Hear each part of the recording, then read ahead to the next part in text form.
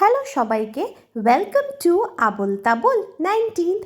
এই বৃষ্টিতে তোমরা সবাই কেমন আছো? আশা করছি সবাই ভালো আছো।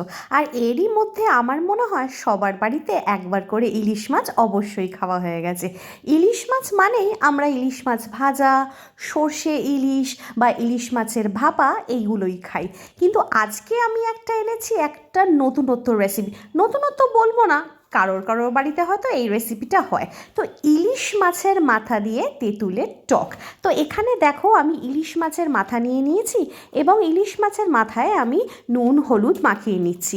নুন হলুদটা ভালো করে মাখিয়ে নিতে হবে, তারপর 10 মিনিট আলাদা করে রেখে দিতে হবে।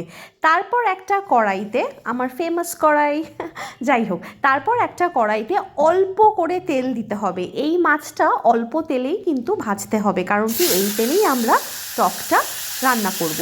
তো অল্প তেলে ভালো করে চাপা দিয়ে ইলিশ মাছের মাথাটাকে সুন্দর করে ভেজে নিতে হবে। মাথাটা ভেজে নেওয়া হয়ে গেলে মাথাটাকে আলাদা করে তুলে রাখতে হবে। তারপর সেই তেলে প্রথমে দিতে হবে গোটা কালো সর্ষে ফোড়ন দিতে হবে। তারপর বাজারে 2 রকমের তেঁতুল পাওয়া যায়, একটা কালো তেঁতুল এবং একটা লাল তেঁতুল। তো আমি এখানে লাল তেঁতুল ব্যবহার করেছি। আমি সকালবেলা লাল তেঁতুলটাকে ভালো করে কষতে আমি জলে ভিজিয়ে রেখেছিলাম। সেই জলে ভেজানো তেঁতুলটাকে দিয়ে দিতে হবে।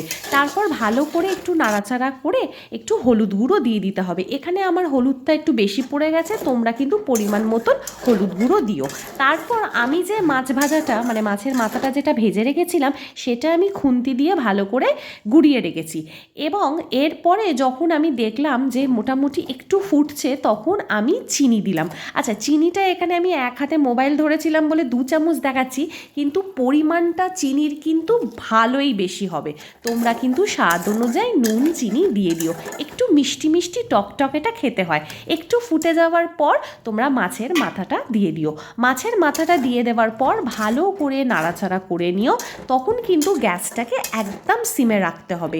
গ্যাসটা সিমে রেখে ভালো করে চাপা দিয়ে মাছটা এবং তেঁতুলের যে মিশ্রণটা, যেটা নুন চিনি দিয়ে আমরা করলাম, সেটা ভালো করে ফুটিয়ে নিতে হবে।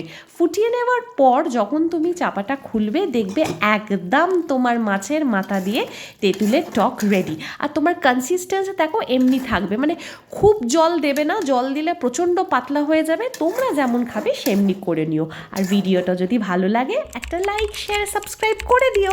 Tata, by.